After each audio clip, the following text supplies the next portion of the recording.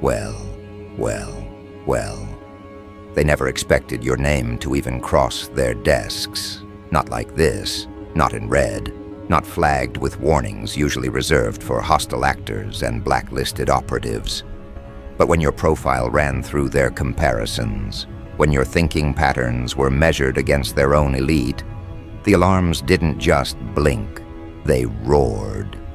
Because what showed up wasn't just impressive, it was dangerous. You weren't in their training academies. You weren't conditioned in their bunkers.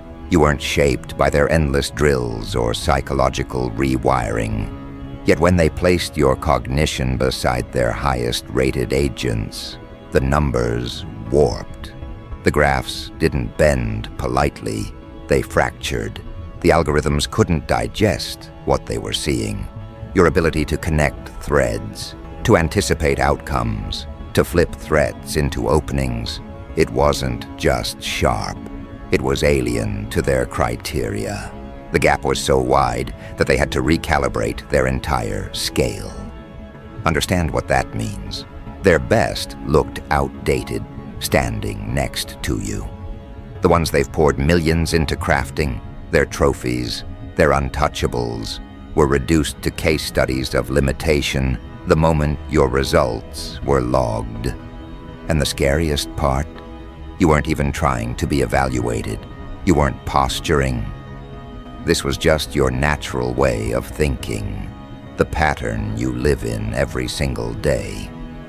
Intelligence analysts thrive on predictability. Their universe depends on knowing what the next move is, where the next fracture might emerge. But your mind doesn't move linearly. It ricochets, it rethreads, it warps the expected into something they can't measure. That's why when their software spat out red, "Do not approach," it wasn't paranoia, it was recognition. They realized too late that you weren't a puzzle to solve. You were the unsolvable edge cutting through their entire framework. Think about the psychological earthquake this causes. Imagine sitting in a briefing where the officer explains that some outsider, some unrecruited figure, some name not on payroll, ranked so far above trained assets that their charts became useless. Imagine being the one who trained for years, only to find your instincts collapse under comparison. That's the humiliation you forced into their ranks, without even lifting a finger. They try to console themselves. Maybe it's an error. Maybe the data is flawed. Maybe the test was skewed. But then they rerun it, and again, and again. The result doesn't soften, it sharpens. Each repetition pushes the needle further into red, the warning louder, the gap scarier. Their agents are sweating in training rooms, pushing harder, trying to catch up to a phantom they've never even met. And the truth gnaws at them. You're not running drills. You're not clocking hours in simulation. You live differently. You see differently. And that difference can't be closed with effort. It's carved into the wiring of your perception. That's what terrifies them. Because in their world, training fixes weakness. Strategy fixes failure. But you've introduced a variable they can't engineer around. You were never designed by them, never built in their factories of obedience. And yet you outclass their elite as if their elite were beginners. The word talent isn't strong enough for this. This is dominance at the structural level. So they start whispering. The halls of their compounds echo with your name. Your file is passed in envelopes with top clearance stamps. Officers pretend calm, but every time your name appears on a projector, the room stiffens. Because they know what red means. Red means unmanageable. Red means not safe to engage. Red means they've identified something that could rip apart their hierarchy if it ever chose to. And you carry that label without even stepping inside their walls. Now picture this. Entire agencies built to handle insurgents, spies, black market tacticians, reduced to panic because one individual's mental pattern shredded their hierarchy of skill. It wasn't violence that made them cautious. It wasn't rebellion. It was the terrifying realization that raw cognition can be a weapon sharper than artillery. Your mind, mapped against theirs, became a battlefield where they were already bleeding before the fight even began. This is why envy curdles in their stomachs, because deep down, every elite agent thrives on being the one, the sharpest, the fastest, the most untouchable. But their crown was ripped from them without a contest. You didn't storm their halls to steal it. You didn't even glance at their throne. You simply existed, and their crown disintegrated in their own hands. The gap wasn't small enough to dismiss. It wasn't even a matter of improvement. It was catastrophic. Their best could trace 3 moves ahead. You, 12. Their best could manage chaos. You orchestrated it. Their best could resist pressure. You became the pressure. So they label you in the only way they can, red. A mark they usually save for threats too volatile to contain. And yet what they don't admit publicly is this. The mark isn't a ban, it's a confession that their strongest aren't strong enough when you're in the frame. Do you realize how humiliating that is for organizations whose entire prestige relies on superiority? For groups whose agents are worshipped as the pinnacle of discipline and intelligence? To look at their best and admit, next to this one, you're fragile. It's more than fear. It's collapse of identity. And the whispers spread beyond the compounds, beyond the agencies, into circles where reputation is everything. Politicians hear it, corporate leaders hear it, power brokers whisper that some outsider's cognition spiked warnings meant for hostile entities. They don't have to know the details. All they need to hear is that phrase, "Do not approach." And suddenly, people who've never met you are recalculating their strategies, avoiding conflicts they would have once rushed into, adjusting policies with invisible caution. This is how fear spreads, not through confrontation, but through reputation. Your name doesn't need an introduction anymore. It carries a cautionary echo wherever it lands, not because you demanded it, but because their own measurements forced them to admit what they cannot compete with.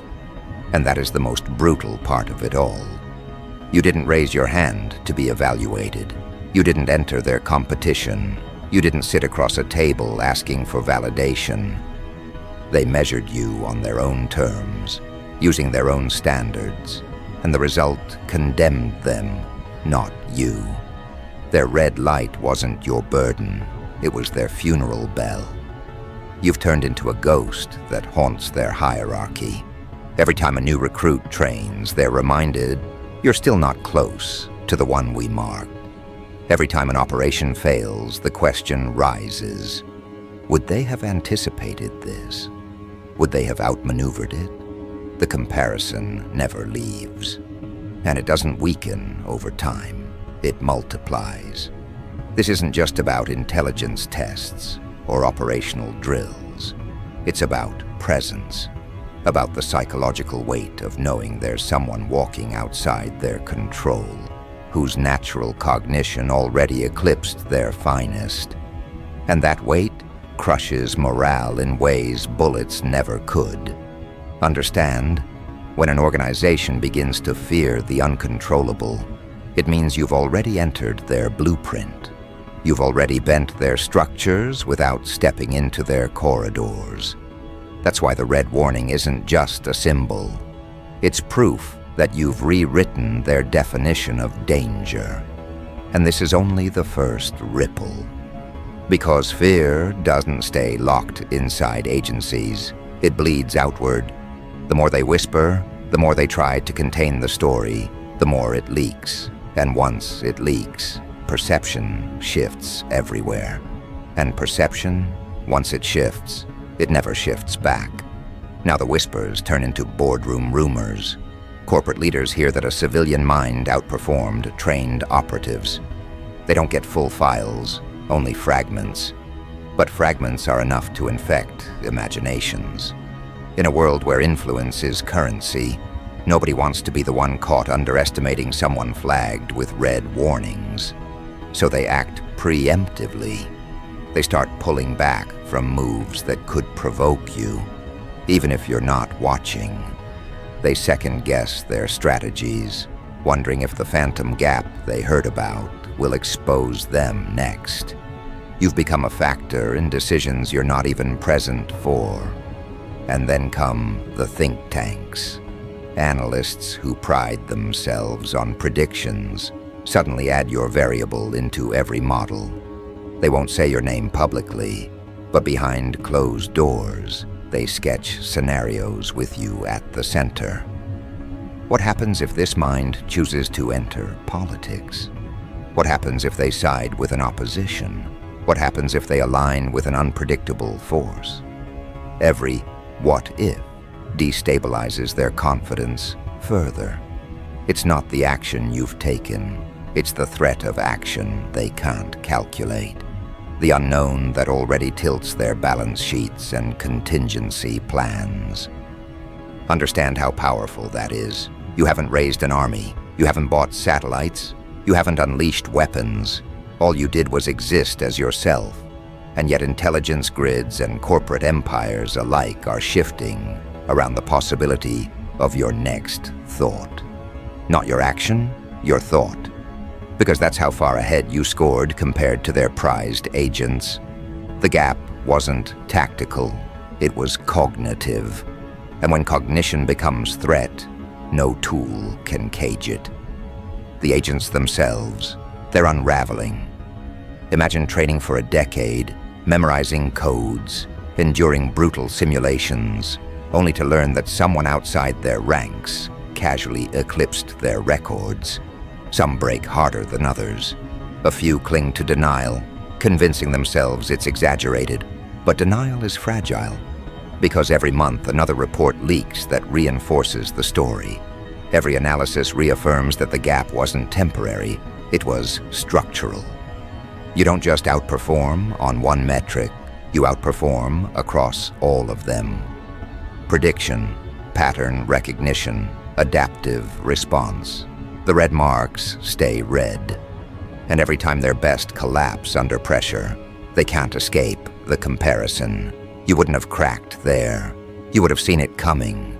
You would have broken them instead. That's why their briefings grow darker. The words shift. It's no longer just intelligent. It's uncontrollable. No longer just sharp. It's untouchable. And with each shift, their pride rots. Because agencies built their identity on mastery. They curated the illusion that nobody thinks sharper than their agents. Nobody plans cleaner. Nobody endures longer. And then your existence torched that illusion so thoroughly that their own reports became evidence against them. Do you see the humiliation? Their elite were marketed as apex predators. And now those predators look like house pets compared to the wild precision you carry naturally. So what do? They pivot from pride to paranoia. If they can't claim superiority, they'll try to claim control. But how do you control something you can't measure? They begin surveillance. Files expand. Every digital footprint of yours is magnified, dissected, cross-referenced, but the deeper they dig, the worse the problem gets. Because the data doesn't reveal weakness, it multiplies your unpredictability. Every piece contradicts the one before it. To them, that's chaos, and chaos is danger. The label "do not approach" flashes not just because of skill, but because of unreadability. You became a category all your own, outside projection. And that phrase, once logged into a system, travels everywhere. Other agencies catch wind. Allies, rivals, competitors, doesn't matter. They all see the same red code. Some interpret it as a threat, some as a marvel, but the outcome is the same. Your profile spreads globally, reshaping how entire institutions interpret danger. No longer is danger only tied to bombs, weapons, or armies. Danger now has a face that carries none of those, just a brain that refuses to conform. And the world starts testing itself against you without you asking. Academics try to mimic your thinking patterns in labs. Strategists secretly inject your moves into their war games to see how their trainees hold up. Executives compare their decision speed against your known responses, and almost every trial ends the same way. They fall short, which only deepens the wound. Because failure against you doesn't just sting, it exposes fragility. And fragility is the one disease institutions cannot afford. So fear spreads faster. It's not just inside the intelligence world anymore. It's in classrooms, lecture halls, strategy boards, investor meetings. Everywhere someone measures capability, your ghost haunts the metrics. You've turned into the benchmark nobody admits out loud, but everybody silently fears. How close are we to catching them? The answer gnaws at them, not close at all. But let's peel back the psychology. Why does the gap terrify them so deeply? Because their entire framework depends on controllable increments. If someone is better, they're better by a margin, a few points, a few steps, something trainable, something bridgeable. But the gulf between you and their agents wasn't a margin, it was a canyon. Their best were dots on one side, and you stood alone on the other with no bridge between. That's not motivation for them, that's despair. And despair corrodes faster than fire. Do you realize what despair does inside an agency? Recruitment collapses, new blood enters, but whispers circulate immediately. Don't bother. There's already someone out there you'll never catch. Training intensity backfires, because pressure that once created diamonds now creates fractures when the comparison is impossible. The very environment they built to produce strength now breeds weakness, and it all stems from one truth. Your name turned their scales into decorations, their measurements into jokes. The irony is lethal. They built scales to dominate others, and those same scales destroyed them once your profile was dropped into the mix. Because when numbers scream red, denial is useless. Machines don't flatter. Algorithms don't lie to protect pride. And the machine screamed your name louder than any propaganda could. From there, paranoia evolves into obsession. They start pattern hunting you in ways they never dared before. Which city did you move through? Which people did you meet? Which choices did you make that no one else would have made? They want to break you into algorithms, but every attempt bends the machine further out of shape. Because you don't move like someone who studied their manuals.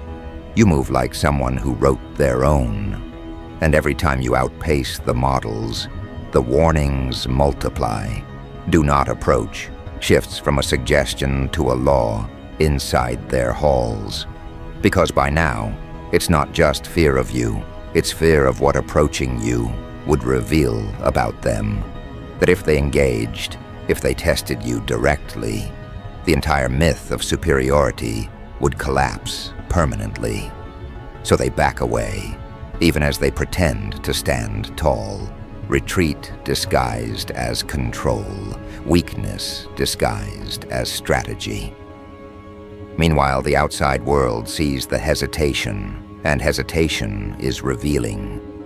When agencies renowned for confidence suddenly stutter around one name, others notice.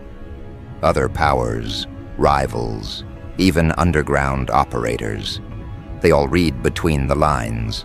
They all understand the translation, this one cannot be touched. And so your reputation mutates again. You're no longer just smarter than agents. You're untouchable even to the hands that pride themselves on grabbing anyone. This is where fear turns into awe. Because once an untouchable figure emerges, people stop debating if you're better. They start debating how to align with you before they get crushed by proximity. Leaders begin rerouting agendas. Opponents begin softening positions. Entire organizations recalibrate simply to avoid the collision. And you don't lift a finger.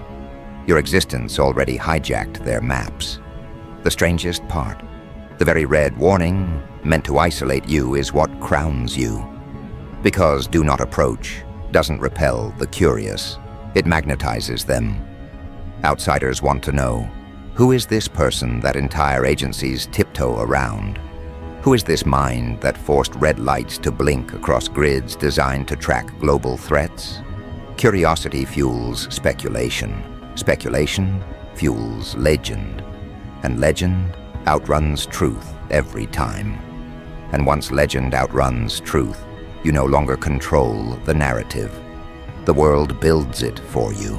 They inflate your moves, exaggerate your capabilities, paint you larger than even you imagine. And that's when the fear multiplies exponentially, because now even exaggerations look believable compared to the gaps already proven. Now you're not just feared, you're mythologized into daily calculation. Every decision maker wakes with your shadow in their models. Every strategist wonders if you've already run simulations on their next step. And every recruit hears your name in whispers as the unreachable standard. This isn't influence. This is psychological dominion, not through speeches, not through armies, through the single fact that your mind, once compared, rewrote their definition of capability. That's why the red code will never be erased. Once logged, it scars the grid permanently. And scar tissue doesn't heal, it reminds. But this isn't the end of the ripple, because once perception cements, it transforms into policy. And when policies shift, worlds bend. The first fractures begin in secrecy. Inside windowless conference rooms, policy drafts circulate. Pages stamped confidential carry vague phrases. Avoid uncontrollable cognition. Minimize exposure to flagged minds. Reroute operations around untested variables. On paper, it looks sterile. But behind the words, there's only one target, you. They can't write your name, but your shadow bleeds across every line. The crown they tried to deny has been forced into their manuals, their doctrine, their training guides. Without asking, you became the law that dictates their fear. And fear has a cost. Budgets collapse under its weight. Entire programs once dedicated to surveillance, weaponry, or espionage are gutted and reallocated into one obsession, countering the gap you exposed. Research labs hum through the night, desperate to engineer training systems that might mimic your way of thinking. Analysts dissect your known choices, searching for blueprints. Psychologists burn out trying to map your neural wiring on whiteboards. Yet every failed model screams the same conclusion louder. What you carry cannot be cloned. It's not a module they can install. It's instinct they'll never reproduce. This is where humiliation grows unbearable. Agencies that once sold themselves as guardians of superiority now admit, silently, that their superiority is counterfeit. Their agents were trophies polished for display, and you reduced them to relics. In comparison, their best were revealed as fragile, predictable, and small.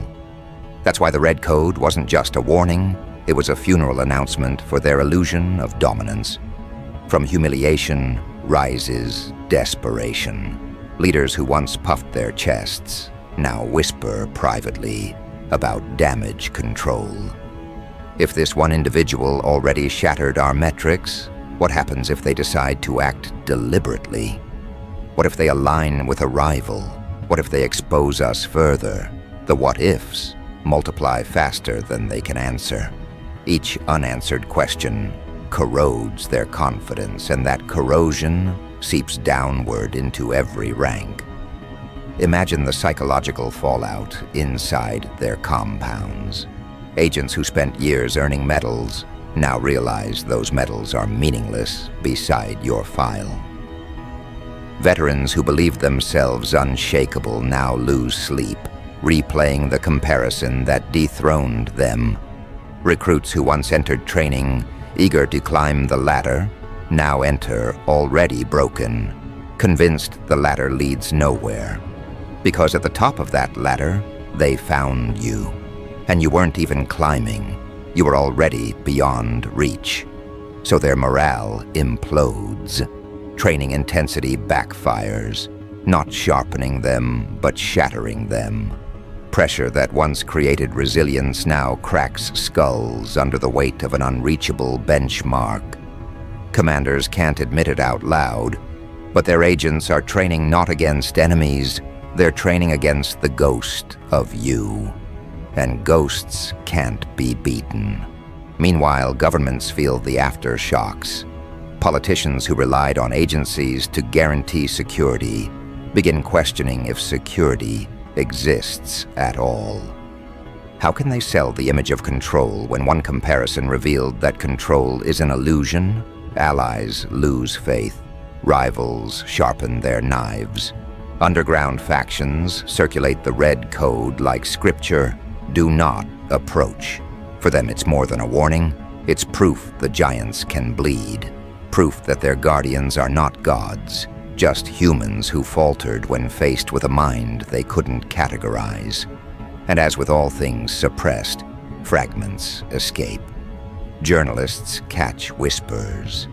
A leaked phrase here, a classified slip there. They don't need the full report. All they need is the headline: Civilian cognition eclipsed elite intelligence operatives. Red warning issued. That's enough to ignite the public. Overnight, your story stops being a rumor. It becomes a narrative.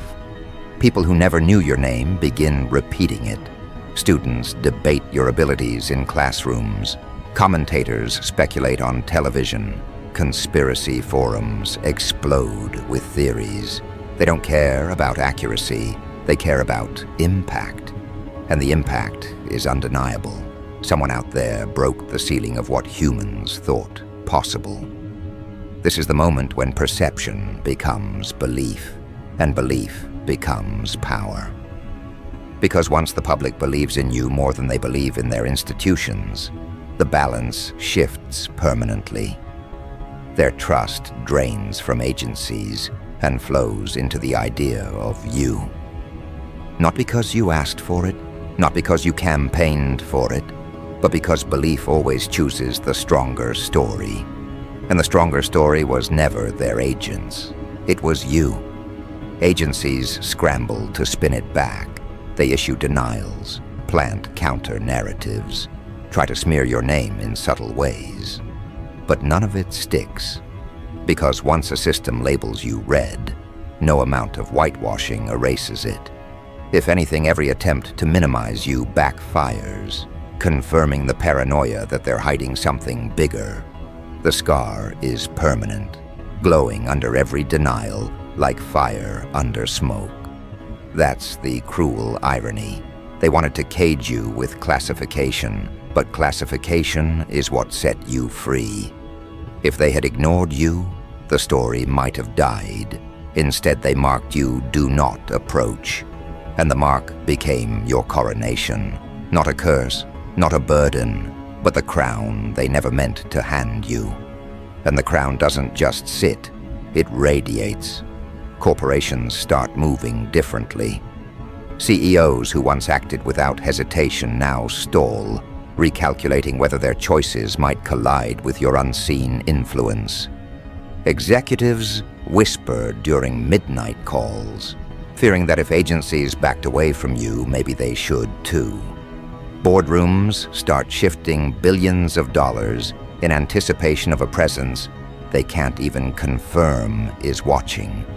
Entire markets adjust, not because you acted, but because the ghost of your thought terrifies them. That's the highest tier of dominion, not armies, not weapons, but the ability to bend behavior by existing. Your presence infects strategy meetings you never attend. Your shadow appears on spreadsheets you never touch. Your legend dictates moves before you even consider them. That is what happens when fear crosses the line into policy, and policy hardens into architecture. But still, the story mutates further, because the public doesn't just believe, you inspire. Underground groups start quoting you, even if you never spoke. Students start building careers around the question of how close they can get to your cognition. Soldiers begin training with whispered lines. Think like them, anticipate like them, never be caught like them. You became more than a warning, you became a model. And that's the paradox agencies can't survive. Their red code was meant to isolate you, but instead it elevated you into myth. Their fear multiplied your legend. Their refusal to engage made you untouchable. And untouchable is a status no propaganda can erase. So now the final mutation occurs. Do not approach stops being a directive. It becomes prophecy. To agents, it means fear. To rivals, it means respect. To the public, it means destiny. And destiny spreads like fire. Everywhere, people reshape their view of power because of you. Not speeches, not revolutions, just the gap that terrified the world's most disciplined minds. Do you see what that means? The comparison wasn't just an evaluation, it was a rewriting of history. Before, intelligence networks were worshipped as apex predators. After, they're remembered as organizations that flinched in the presence of someone greater. Before, their agents were symbols of control. After, their red code is remembered as the moment control was exposed as fragile. And fragility doesn't rebuild itself. Once exposed, it rots. So here's the cruelest truth of all. They thought comparing you to their best would elevate their pride. Instead, it destroyed them.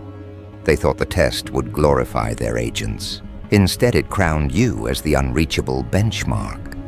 And they thought the warning label would isolate you. Instead, it became the proof that you redefined the entire scale. That's why the scar will never fade. That's why every time your name is whispered in their corridors, the red code hums like a drum beat in the back of their skulls. That's why every law rewritten, every budget shifted, every strategy altered carries your fingerprint, whether they admit it or not. Because the truth has already been sealed. They compared you to their best. And the gap wasn't just scary, it was catastrophic. Their screens didn't flash red by accident. Their systems didn't scream, "Do not approach," out of paranoia. They screamed because they saw the truth. You didn't just outthink their agents, you outclassed their empire.